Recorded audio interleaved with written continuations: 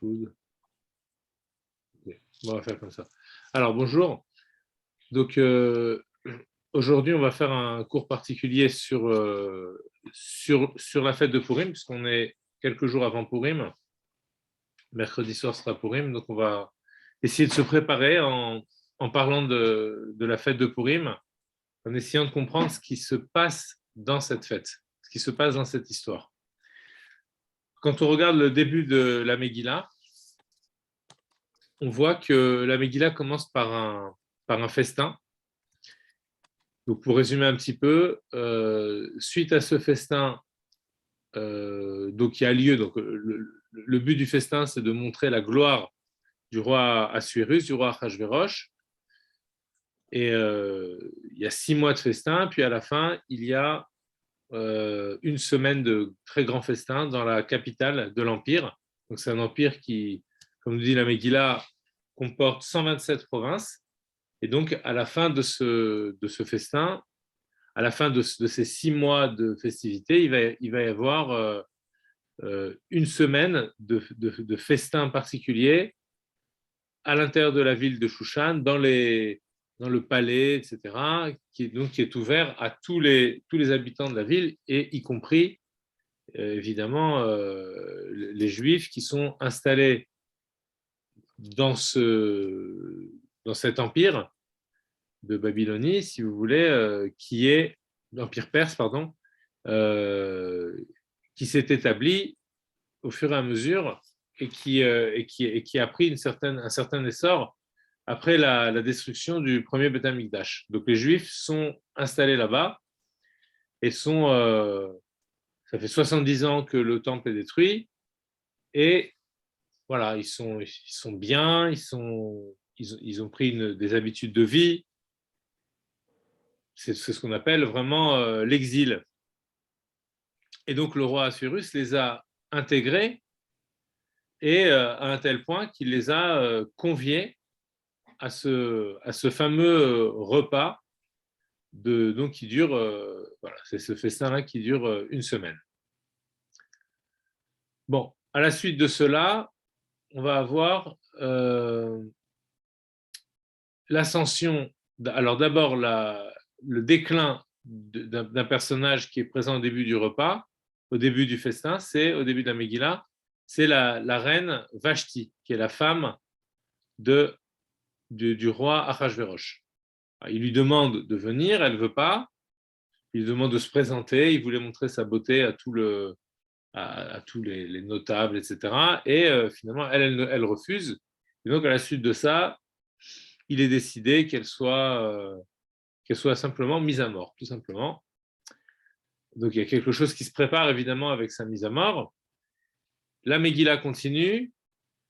Voilà qu'il y a un individu particulier qui, tout à coup, est promu à un rang extrêmement élevé, de vraiment conseiller personnel du roi, de vice-roi pratiquement. Et donc, ce personnage-là, qui est Aman, a réussi à imposer un décret que lorsqu'il passait, tout le monde devait se prosterner. Et voilà qu'il y a un personnage qui refuse de se prosterner, qui est Mordechai.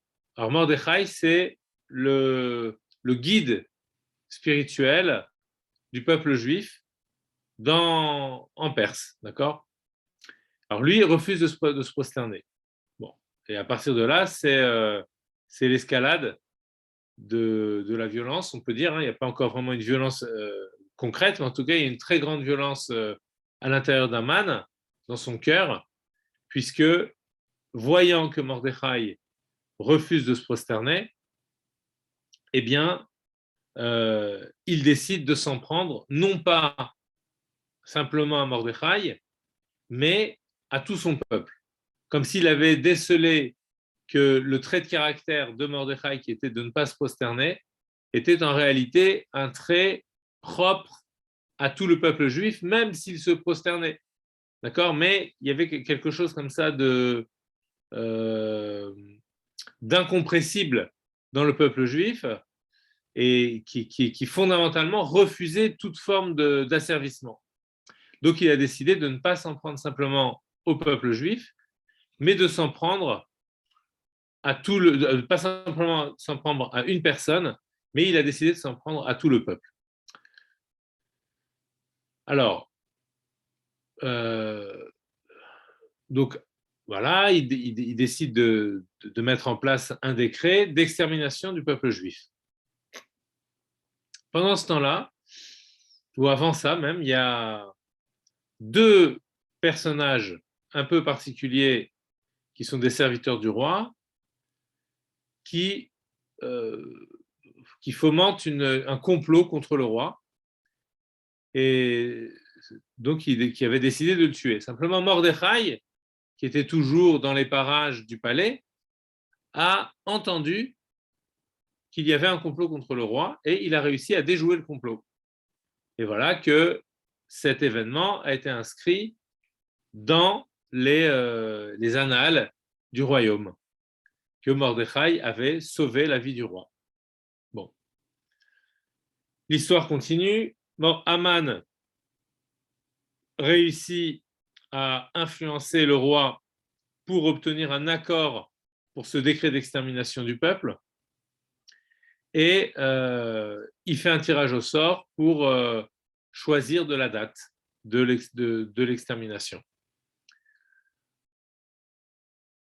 Mordechai, à nouveau, il est au courant de ce qui se passe et il va tout faire pour déjouer ce décret. Alors, qu'est-ce qu'il fait? Alors, ouais, j'ai oublié de dire quelque chose qui était très important. Là, je fais un petit résumé de l'histoire.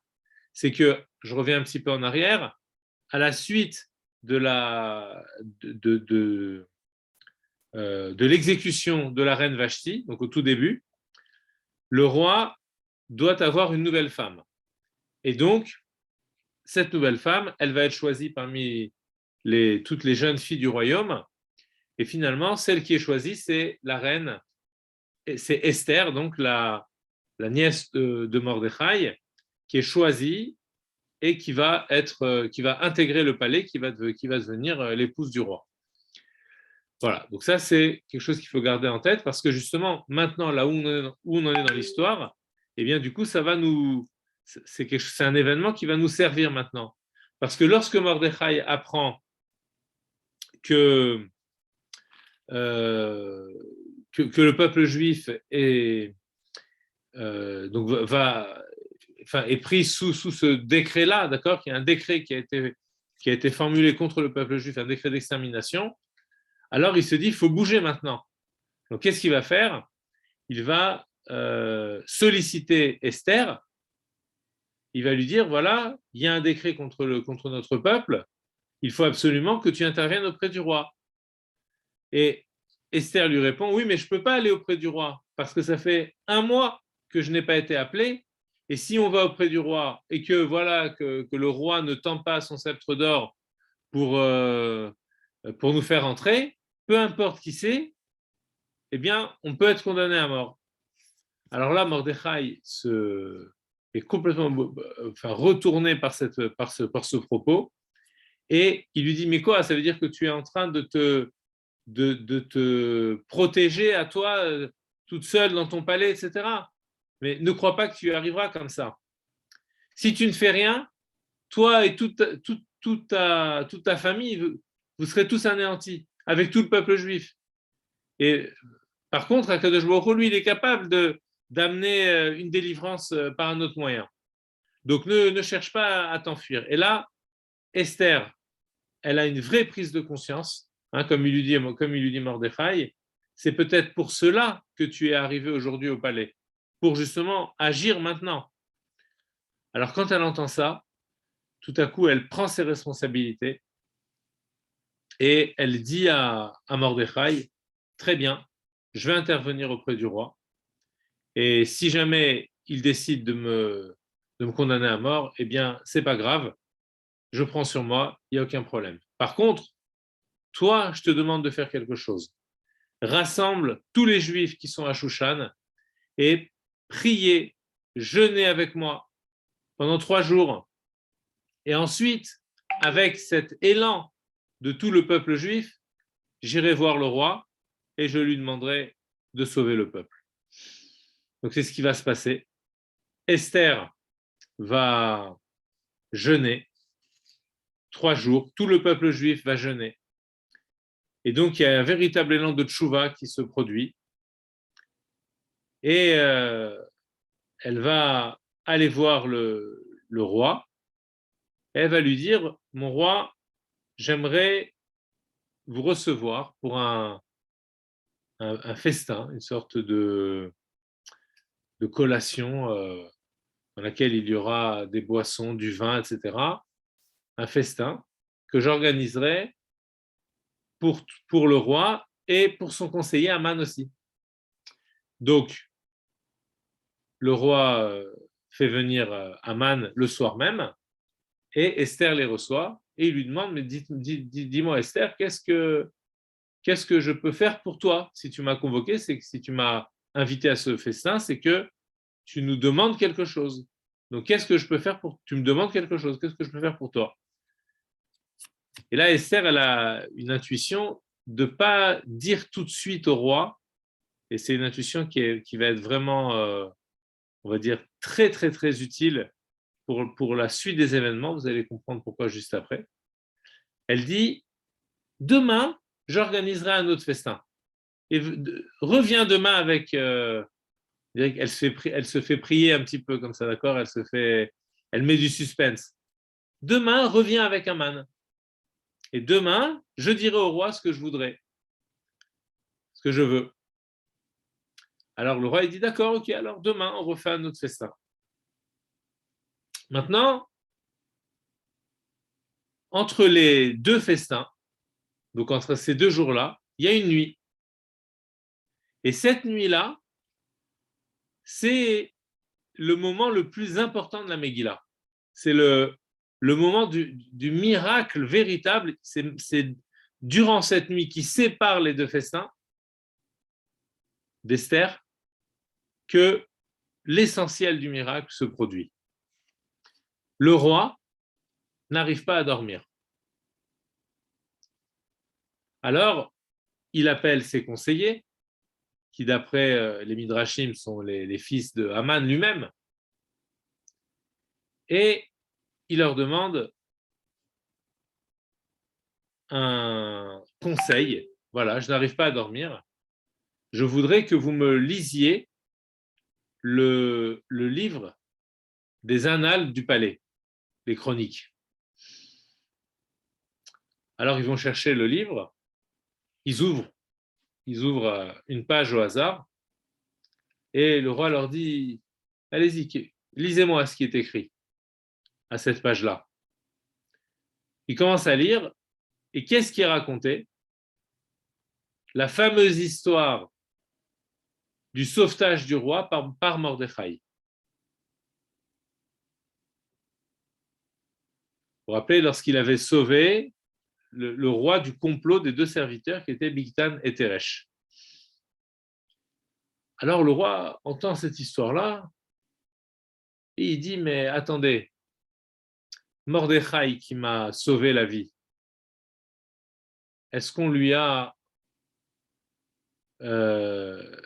attribué, est-ce qu'on l'a récompensé pour avoir fait ce geste-là de sauver la vie du roi? Et non, aucune récompense n'a été faite. Et voilà qu'à ce moment-là, lorsque le roi était en train de penser à cette récompense, voilà qu'arrive Haman parce que il avait pris une décision avec sa famille, puisqu'il était, rappelez-vous, il était extrêmement fâché du fait que Mordechai ne se prosternait pas devant lui. Donc il avait fait une petite réunion, un petit conseil de famille la veille, et il avait demandé à sa femme et à ses conseillers, qu'est-ce que je peux faire? Le roi m'a élevé au niveau les plus hauts dans la hiérarchie, mais moi, à chaque fois que je vois Mordechai, je suis frustré de voir que cet homme refuse de se prosterner devant moi. Alors, Mordechai sa femme et ses conseillers lui soumettent une idée. Il lui dit, bah, tu n'as qu'à faire une immense potence et demander au roi l'autorisation de pendre Mordechai, puisque finalement, il refuse d'écouter un décret royal, puisque c'est le roi qui avait fait ce décret que tout le monde devait se prosterner lorsque tu passes. Donc c'est ce qu'il fait. Le matin, il arrive au petit matin pour aller voir le roi et pour lui demander de l'autorisation d'exécuter Mordechai. Et le roi lui demande, dis-moi, Aman, qu'est-ce qu'on peut faire à un homme que le roi désire honorer? Alors Aman, évidemment, il pense que c'est lui que le roi désire honorer. Et qu'est-ce qu'il fait? Il dit, eh bien, on n'a qu'à le faire passer dans la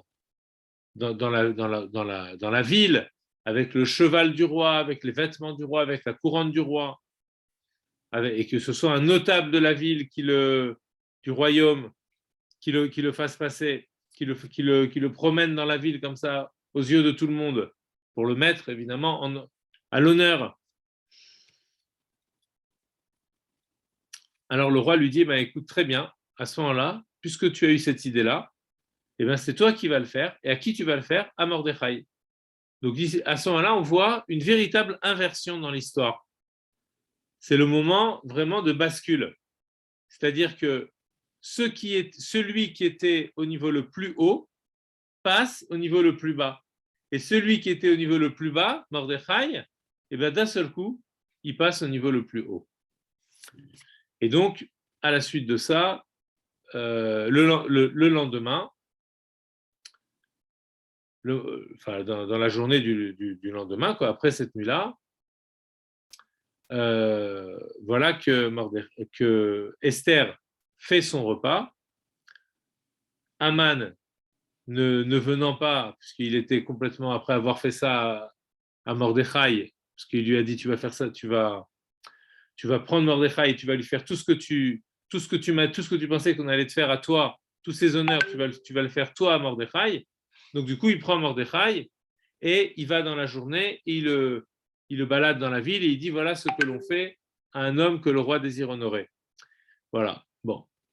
Et Mordechai, finalement, il se retrouve vraiment au sommet voilà, il se retrouve vraiment extrêmement honoré, alors que Aman se retrouve vraiment par terre, quoi. Il se retrouve vraiment au plus bas. Et donc, il arrive chez lui, il est complètement désespéré, Aman, à un tel point qu'il oublie qu'il a été invité par Esther. Et donc, le roi, voyant qu'il n'arrivait pas, envoie des émissaires et pour aller le chercher. Et pendant le repas pendant ce petit conseil qu'il fait à nouveau avec sa famille, sa femme, elle lui dit, tu sais, si Mordechai est de la descendance des Juifs et que il a commencé à te faire chuter, eh bien, tu ne pourras pas te redresser devant lui. C'est pas possible. C'est lui qui aura finalement, ta chute ira jusqu'au bout, jusqu'à ton déclin complet. Pourquoi? Parce qu'il fait partie de la descendance des Juifs. Et bon, on essaiera d'expliquer un petit peu après qu'est-ce qui se cache derrière tout ça. Donc à la suite de ça, Mordechai est amené vraiment, Aman est amené au repas. Et là, pendant le repas, Esther va demander au roi. Le roi va lui dire, mais qu'est-ce que tu veux véritablement? Et elle dit, je veux simplement que moi et mon peuple, nous soyons sauvés, parce qu'il y a un complot d'extermination contre mon peuple. Elle lui dit, le roi lui dit, mais qui fait ça? Qui a ordonné ça? Alors, elle lui dit, ben voilà, c'est lui, c'est Aman qui est là au festin, ici avec nous. Ce Aman-là, c'est lui qui a décidé de tuer tout mon peuple et de me tuer à moi aussi. Donc, le roi se met dans une colère terrible. Et bon, voilà. Puis ensuite, la suite, vous la connaissez, hein, c'est Aman va être condamné à mort avec ses enfants. Et puis ensuite, le jour qui avait été décidé pour être le jour de l'extermination du peuple juif, les Juifs ont pris les armes Il y a des émissaires qui sont à nouveau partis dans toutes les contrées et qui ont demandé aux Juifs de prendre les armes et de s'en prendre à leurs ennemis. Et il y a eu la victoire, cette victoire dans tout le pays, et ensuite la victoire aussi dans la ville de Shushan, où la guerre a continué non seulement le 14 du mois de Hadar, mais aussi le 15 du mois de Hadar, c'est ce qu'on appellera après Shushan Purim.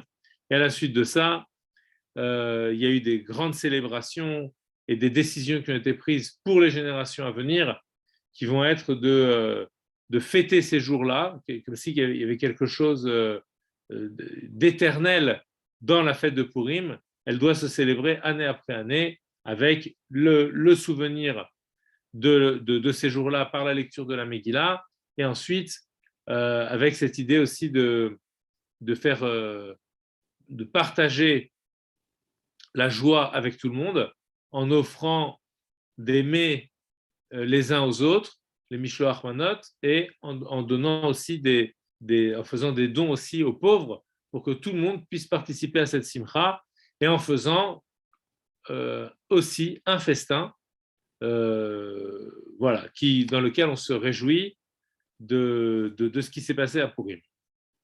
Alors ça, c'est pour résumer un petit peu l'histoire. Maintenant, vous savez que le Baal Shem Tov nous dit que l'histoire de Purim, vous savez qu'il y a une halakha qui dit, le Baal Shem Tov, il commente une halakha qui dit que celui qui lit la Megillah dans le désordre, il n'est pas quitte. À Koret la Megillah les Mafrea, celui qui lit la Megillah, par exemple, il lit le premier chapitre après les autres chapitres. Par exemple, je ne sais pas si on arrive tard à la choule, par exemple, on a loupé le premier chapitre, on va se dire, bon, ben, je le rattraperai après, d'accord, j'écouterai la prochaine lecture, et à la prochaine lecture, je rattraperai le chapitre que je n'ai pas entendu au début de la Megillah. Donc ça s'appelle lire la Megillah dans le désordre. Donc ça, on n'est pas quitte de la Megillah. Mais le Baal Shem Tov, il donne une interprétation à cette phrase-là, à cette halakha, et il nous dit, celui qui lit la Megillah dans le désordre, c'est-à-dire, il ne la lit pas dans l'ordre actuel. L'ordre actuel, c'est l'ordre du présent, de maintenant. Celui qui lit la Megillah en pensant que la Megillah n'a pas de rapport avec le présent et qu'elle est simplement reléguée au passé, d'accord, dans l'histoire, dans les limbes de l'histoire, eh bien, il n'est pas quitte. Ça veut dire quoi, il n'est pas quitte? Ça veut dire que ça veut dire qu'il n'est pas, la Megillah n'a pas d'impact sur lui, d'accord? L'histoire de la Megillah ne s'inscrit pas dans sa vie et donc ne lui donne pas de leçons de vie, de leçons actuelles. Donc ça veut dire que quand on étudie la Megillah, il faut être capable de ressentir l'actualité de la Megillah. Alors, ce n'est pas simplement, si vous voulez, par rapport à l'histoire, parce que l'histoire, c'est une histoire d'une époque révolue, mais c'est dans le message que cette histoire nous apporte. Puisque si les personnages et si le contexte historique est différent, les enjeux, eux, sont toujours les mêmes. Et c'est pour ça qu'on peut prendre une leçon de cette histoire. Alors, quelle est l'idée? La question qu'on peut se poser, et c'est une question que Rabbi Shimon Bar Yochai, à laquelle Rabbi Shimon Bar Yochai a répondu, puisque ses élèves vont le voir et lui disent, Rabbi, pourquoi il y a eu ce décret tellement radical, d'accord, d'extermination de tout le peuple, d'accord?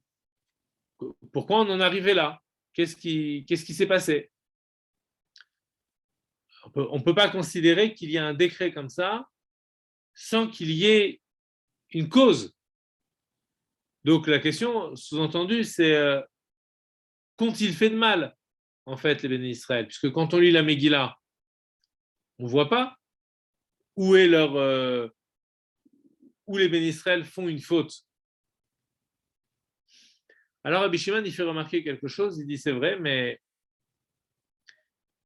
il y a un festin, et après le festin, bon, il y a la nomination de la reine, enfin l'exécution de Vashti, etc.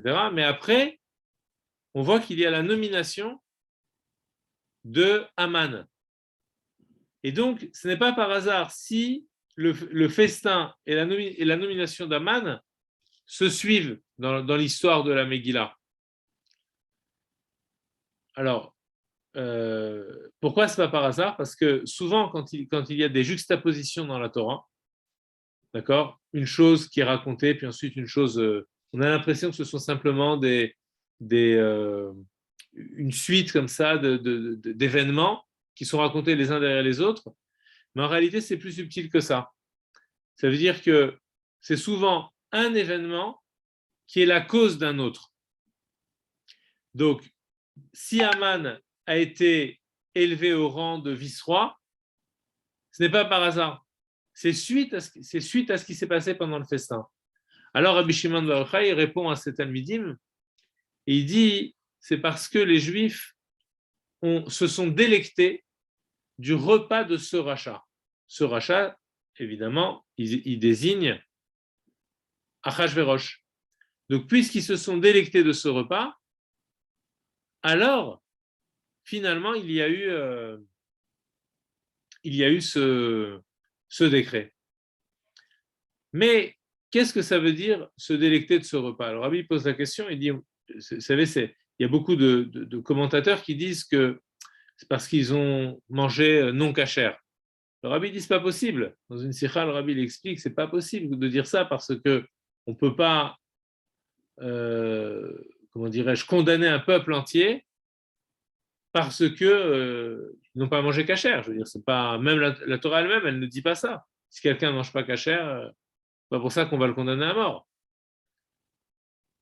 Donc c'est forcément autre chose. D'après d'autres, c'est parce qu'ils ont mangé dans les ustensiles du Beth Amikdash que Achashverosh avait déployé 70 ans après la destruction du temple, en se disant, ben ça y est, maintenant, au bout de 70 ans, il ne risque pas de retourner en Israël. Donc, j'ai affermi ma domination sur les Juifs. Donc, du coup, ça serait une forme de consommer dans les kilomètres du Beth Amikdash, ça serait une forme d'allégeance au roi. OK? Bon. Alors, même ça, c'est pas une explication qui est très solide parce que finalement, on ne peut pas expliquer un décret d'extermination totale pour une faute comme celle-là. Bon. En réalité, le problème, il est plus profond que ça. Le problème, il est dans la pensée. Qui est Achashverosh pour nous? Est-ce que c'est un individu qui est là comme une forme de, on va dire, d'outil entre les mains d'Hachem, ou est-ce que c'est quelqu'un à qui je dois en lequel je vois la possibilité de ma subsistance? Est-ce que je pense que maintenant, quand je suis en exil, et c'est une question vraiment d'actualité, c'est-à-dire que lorsqu'on est en exil, c'est-à-dire lorsque le Beth Amikdash n'est pas construit, lorsque le Mashiach n'est pas là, lorsqu'on n'a pas notre autonomie de service divin, c'est ça véritablement l'exil. Donc c'est un exil de la pensée, c'est un exil du cœur, c'est un exil de la conscience, et c'est un exil aussi physique, c'est un exil territorial, géographique. Donc c'est un exil total dans lequel nous vivons. Et la première dimension de l'exil, c'est la dimension de la, comment dirais-je, de la non-conscience du divin. L'exil commence là. Quand est-ce qu'on est chez soi? On est chez soi lorsqu'on est avec Dieu. Mais quand on n'a plus conscience de Dieu, là, en vérité, on n'est plus chez soi. D'accord?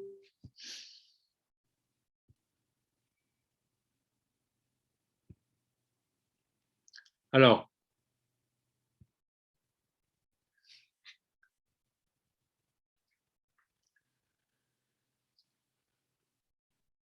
participer à un repas comme celui de Achashverosh, en soi, ça ne pose pas de problème en vérité. On va au repas, il y a le roi, le président, qui invite la communauté juive à participer à un repas, il y a les bonnes hashgachot, on peut manger cachère, il n'y a pas de souci. Le problème, c'est qu'est-ce qu'on pense de ce repas? ce repas, il symbolise quoi pour nous? Si j'y vais en me disant « Ah, qu'est-ce qu'il est gentil, on va aller au repas, on va en profiter pour demander vous voyez, comment dirais-je, pour demander des faveurs, etc., etc. » Alors, on peut aussi en profiter pour demander des faveurs, ce n'est pas un problème. Mais le problème est de se demander de qui viennent les faveurs. Est-ce qu'elles viennent du roi ou est-ce qu'elles viennent d'Hachem? C'est ça le problème de l'exil. Puisque je n'ai plus de conscience du divin, j'ai plus de conscience de Dieu, je suis enfermé dans la conscience de l'existence, donc je n'arrive même plus à voir que la source de vie, elle vient de Dieu. Donc à qui j'attribue la source de vie? À celui qui est le maître des lieux, le maître du moment. Et j'ai l'impression que c'est lui qui me fait vivre. Alors qu'il ne me fait vivre pas la vie en elle-même, le fait de vivre, mais tous les avantages qu'on peut avoir dans la vie. La parnassa, d'accord, c'est-à-dire la subsistance, comment est-ce que je vais subvenir à mes besoins? Si lui, il ne m'accorde pas des champs, comment je vais cultiver? Donc en vérité, tout passe par Achashverosh. Donc la conscience juive à l'époque d'Achashverosh, elle est meurtrie, si vous voulez, elle est blessée, elle est affaiblie. À un tel point qu'on peut penser que si l'on se délecte, si l'on a des faveurs dans l'existence, c'est grâce au repas d'Achashverosh, c'est grâce à l'abondance, le repas, c'est grâce à l'abondance que nous donne Achashverosh. Vous voyez, se délecter de ce repas, c'est pas une délectation d'un moment, si vous voulez, de 7 jours. C'est un état d'esprit dans lequel on est. Nous pensons que si nous avons ce que nous avons, c'est grâce au bon vouloir des autorités. Donc à la place de se sentir indépendant, de se sentir autonome dans notre relation à la vie, dans notre relation au monde, dans notre relation à Dieu. Alors pourquoi on se sentirait dépendant? Justement parce qu'on privilégie la relation au divin. Et bien là, c'est l'inverse. On a l'impression que la relation à l'autorité, elle est plus forte que la relation au divin. Et donc, on bascule. Le rabbi prend un exemple tout simple qui est rapporté dans certains livres, qui serait l'exemple de à quoi est comparé le peuple juif durant l'exil. Il dit, il est comparé à une brebis au milieu de 70 loups. Ici, les nations, il y a 70 nations qui sont comparées à 70 loups, ce sont des prédateurs, alors que la brebis, elle est la proie. Simplement, cette brebis, elle a un avantage sur les loups, c'est qu'elle a un berger. Et le berger, il a la possibilité de chasser les loups. Donc, si la brebis, elle reste connectée avec le berger, à ce moment-là, les loups, ils sont affaiblis. Mais si elle donne de l'importance aux loups, à ce moment-là, c'est l'action du berger qui est affaiblie. Enfin, le berger, il n'est jamais affaibli. Mais son action, elle est affaiblie. Donc, en fait, ça nous montre quoi, cette métaphore, elle nous montre quoi? Elle nous montre que lorsque l'on accorde de l'importance aux problèmes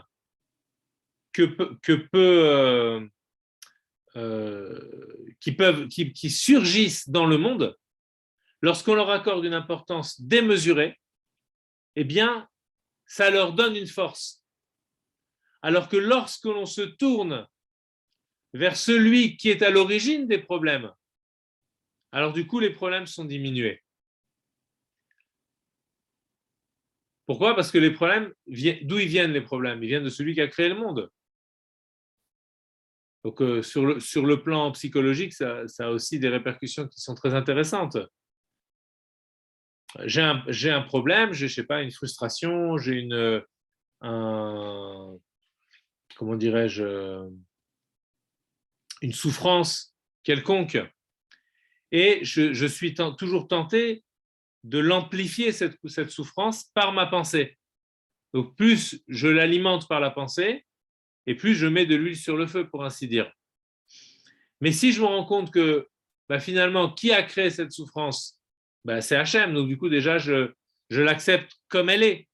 Mais moi, je me tourne davantage vers celui qui a créé la souffrance que vers la souffrance elle-même. Et donc, du fait que je m'oriente vers lui, ça va diminuer la puissance de cette souffrance. Parce que maintenant, j'ai une source de joie qui est la reconnexion avec le berger. Donc, la source de la souffrance, en tant que telle, si vous voulez, elle est forcément diminuée. D'accord? Donc, les événements ont moins d'impact sur moi. Et c'est exactement ce qui s'est passé dans la Megillah. C'est-à-dire qu'au départ, les béné Israël sont sous l'emprise des événements. Et dès lors qu'ils sont sous l'emprise des événements, donc ils sont sous l'emprise d'Achashverosh, donc sous l'emprise mentale. Ce n'est pas que l'emprise physique. Ils sont sous l'emprise mentale d'Achashverosh. Ils sont prisonniers de cet homme, pensant que leur vie ne dépend que de lui.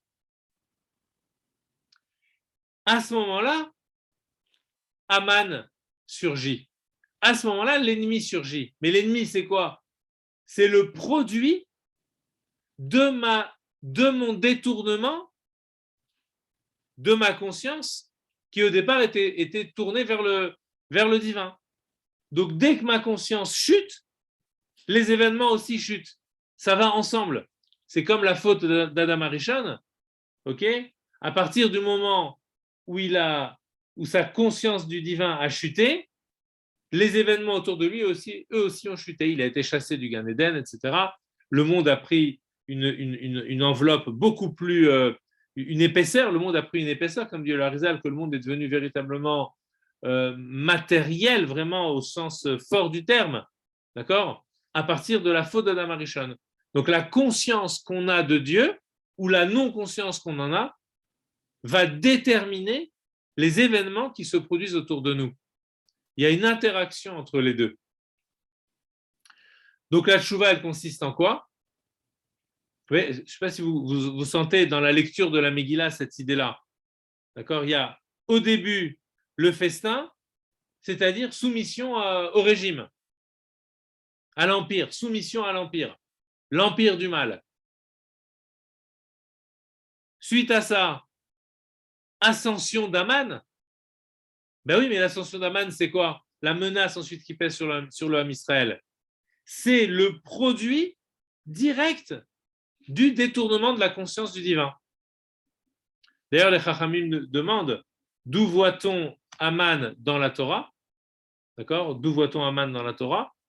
Tout simplement parce qu'il est écrit, le mot Aman, il est écrit au tout début justement, juste après la faute d'Adam Arishon, lorsque Dieu demande à Adam, mais vous savez, quand il lui dit je suis nu, etc., alors il lui dit, mais est-ce que tu aurais pris du fruit de l'arbre que je t'avais interdit? Et le mot est-ce que du, ça se dit en hébreu amin.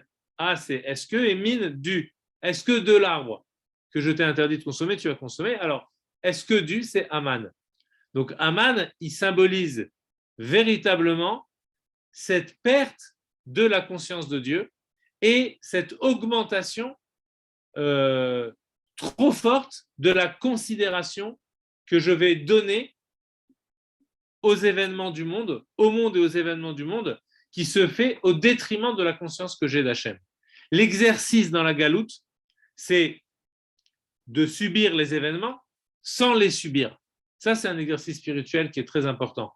Je subis l'événement, mais en même temps, je ne le subis pas. Pourquoi? Alors, je le subis parce que forcément, l'événement est là. Mais l'exercice consiste à, grâce à l'événement négatif, à se reconnecter avec celui qui est à l'origine des événements. Or, lui, l'événement, il ne le subit pas. Donc, puisqu'il ne le subit pas, si je me connecte à lui, je ne vais pas souffrir de l'événement. Et de la même façon que ma conscience, que l'éloignement de ma conscience du divin avait produit le surgissement de la menace d'un écrasement, de la même façon, le retour de ma conscience du divin écrase l'écrasement. Et c'est ce qui se passe dans la Megillah. Qu'est-ce qu'elle demande je ne peux pas passer en revue tous les détails si vous voulez, mais les grandes lignes. Qu'est-ce qu'elle demande, Esther? Elle lui demande quoi? Elle lui dit, allez jeûner pour moi. Donc c'est quoi aller jeûner? C'est diminuer l'importance que l'on accorde à la matérialité et rehausser l'importance que l'on accorde au divin. Donc en fait, on est en train de réparer ce qui s'est passé auparavant. On avait fait un festin, maintenant on fait un jeûne, qui est l'inverse du festin. Et ensuite, elle va faire un festin pour aller voir, pour demander, pour solliciter Mordechai, Achashverosh, mais en fait, c'est pas à Achashverosh qu'elle demande en réalité, puisque la conscience qu'elle a d'Achashverosh, elle est largement diminuée. Au début, elle lui accordait une importance grande en lui disant, mais tu te rends compte, s'il me tend pas le sceptre d'or, je risque de mourir. Qu'est-ce qu'il lui avait répondu, Mordechai? Il me dit, mais attends, tu penses à ta vie là maintenant? On est en train de parler de sauver le peuple entier. Donc elle est capable de donner sa vie. C'est plus un problème. Donc elle va le voir et elle prend de grands risques. Donc ça veut dire que sur qui elle compte, puisqu'elle prend des risques par rapport à Achashverosh, donc sur qui elle compte? Ben, elle ne compte plus sur Achashverosh, elle compte sur Dieu. Donc ça veut dire que elle et les béné Israël ont rehaussé la conscience du divin et diminué l'importance qu'ils donnaient auparavant à Achashverosh. Maintenant, ils ne le voient plus que comme l'instrument, si vous voulez, par lequel va passer le flux divin, si vous voulez, la bracha, la bénédiction. Ils ne le voient plus que comme l'instrument, mais pas comme l'origine. Et à ce moment-là, le roi s'éveille dans la nuit. C'est quoi le roi qui s'éveille? Ben, le roi, c'est aussi Hachem. C'est-à-dire quoi, il s'éveille? Tu t'es éveillé vers moi, et bien moi, je m'éveille vers toi. Et à ce moment-là, tous les événements du passé, c'est ça qui est incroyable, c'est que la présence de Dieu, elle est cachée dans la Megillah. Mais en vérité, elle est présente. Elle est présente comment? Par des petits événements qui se produisent et qui sont la possibilité d'une amélioration de la situation. Par exemple, l'histoire de Bigtan et Teresh, quand on lit comme ça, de façon linéaire la Megillah, on se dit, tiens, c'est bizarre cette anecdote qui est racontée là en plein milieu. À quoi elle sert? Elle a l'air d'être un petit peu un cheveu dans la soupe, dans le flux de l'histoire, si vous voulez. On ne comprend pas quelle est l'importance de cet événement-là. Et pourtant, c'est quoi cet événement? C'est la potentialité d'un retour à l'équilibre qui est déjà présent au début de la Megillah.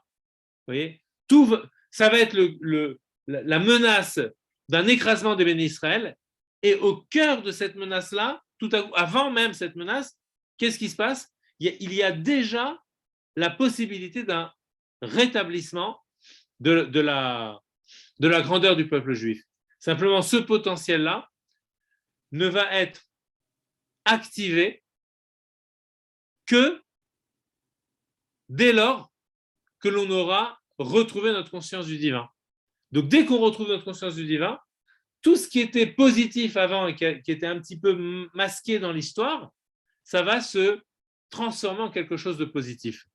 Et si on peut dire de toute façon, là on a parlé de Bigtan et Teresh, mais d'une façon plus générale, le fait même qu'Esther elle soit au palais, ça rentre dans ce. On peut le concevoir exactement de la même façon. Elle est au palais, ça signifie quoi?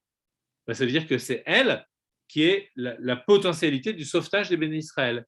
Simplement, elle n'en avait pas encore pris conscience. Et tout ça, ça se finit donc avec dans un grand festin du Ham Israël avec beaucoup de mitzvot.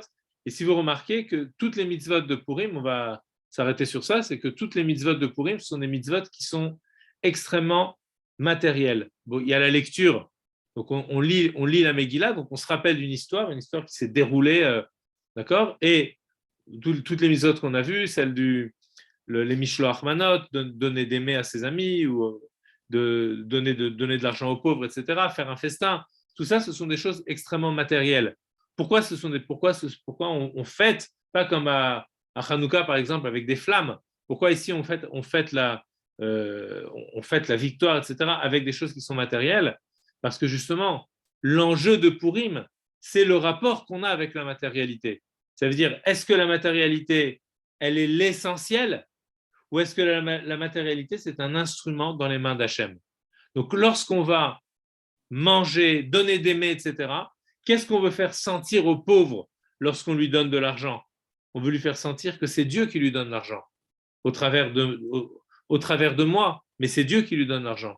Pareil, lorsque je donne un mets, lorsque je donne des mishloach manot à l'autre, alors il va sentir ma gentillesse, etc.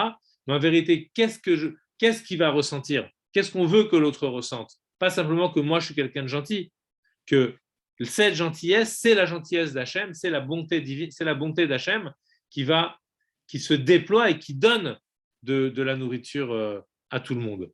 Donc, et pareil pour le michté, on veut faire un festin ensemble pour sentir que notre nourriture, c'est une nourriture qui nous vient d'Akadosh Baruch Hu. Et pas, comme le festin au tout début de la Megillah, pas d'Achashverosh. D'accord? Donc c'est tout ce qu'on va vouloir ressentir pendant cette lecture de la Megillah, et ensuite pendant toute la fête de Purim, de sentir que tous les bienfaits matériels que nous avons, jusqu'à notre parnassa, jusqu'à tout ce que nous vivons, tout ce que nous avons de bien sur le plan de la matière vraiment du monde, eh bien tout ça, ça vient d'Akadosh Baruch Hu. C'est vraiment la fête qui nous permet de ressentir la joie que tout ce que nous avons nous vient d'Akadosh Baruch Hu. Voilà pour aujourd'hui. Merci beaucoup. Purim. Voilà. Beaucoup de simcha, Bezrat Hashem. Une belle fête. Merci beaucoup. Avec plaisir. Mazak. Je vais mettre fin à la réunion.